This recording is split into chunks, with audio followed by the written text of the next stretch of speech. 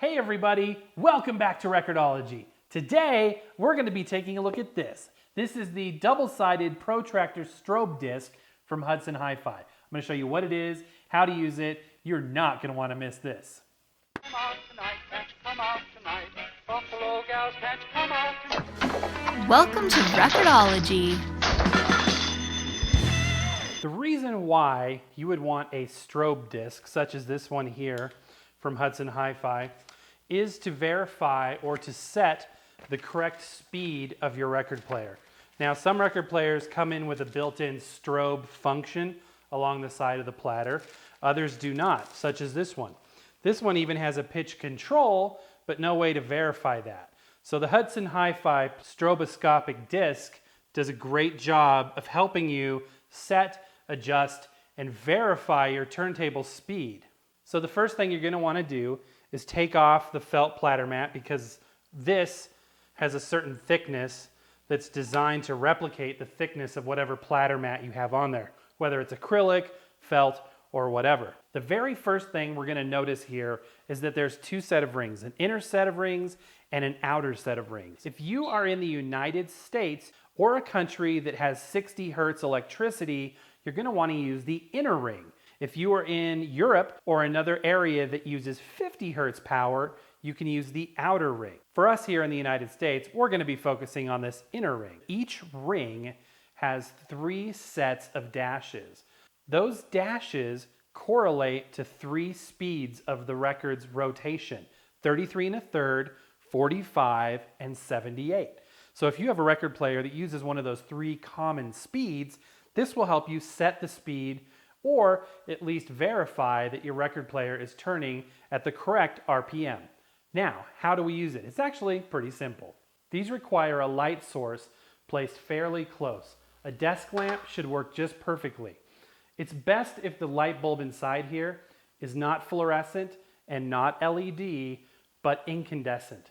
So here we've got an incandescent bulb, and we're going to place it fairly close to the stroboscopic disc surface. This will allow us to take a good look at the speed of the record. Let's take a closer look. So what we're going to do next is pretty simple. We're just going to rotate the record player surface, in this case by sliding the tone arm over. Now you're going to notice a lot going on here, but don't be confused. Again, we're just focusing on that inner ring. There's those 3 circular areas with those dashes that correspond to the 33, 45, and 78 RPM speed. Right now the record player is set to 33, so we're going to be focusing on this set right here. Now you're going to notice that it's marching a little bit to the left. That means that the speed is not quite set correctly. We're going to use the pitch knob that I showed you earlier to tune that left or right until we get it right. There, it's going the other way. Now watch what happens. I'm going to change the speed to 45. All of a sudden our focus is changing to the next set of dashes in the next ring. And as you can see, it's pretty close, but not quite.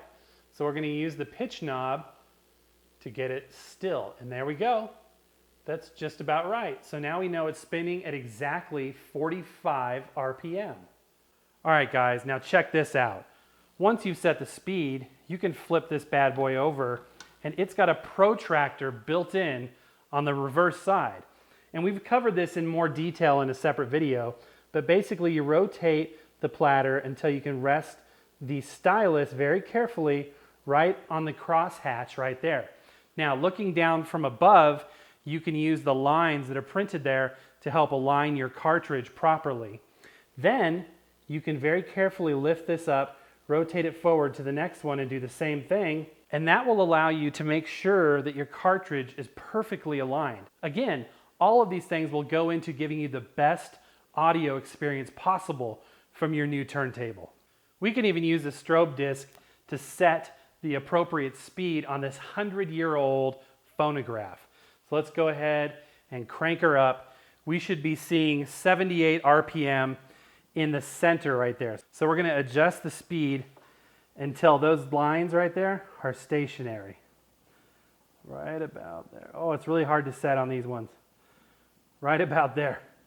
So there we go, about 78 RPM right in the center there. Super, super cool. This is a purely mechanical, non-electrical device. So it's going to be an average. But as you can see from the inner ring there, we've got it right about perfect. That is pretty dang close, you guys. Isn't that cool? All right, guys, as you can tell, super important. You're gonna want one of these. Check out the link in the description below to find out how to get one at a great price. Thanks for watching, guys. Happy record hunting. We'll see you next time. Now you can follow Record-ology on Instagram and Twitter. Follow us at Record-ology 1938 today. Make sure to subscribe to both Instagram and Twitter because we will feature unique content on each platform. Happy record hunting, now on YouTube, Instagram, and Twitter. I'm not very good at this. Neither am I. Okay, what can we lose? Thank you for watching Record-ology Deluxe. Don't forget to subscribe and watch our midweek show Record-ology Express on Wednesdays.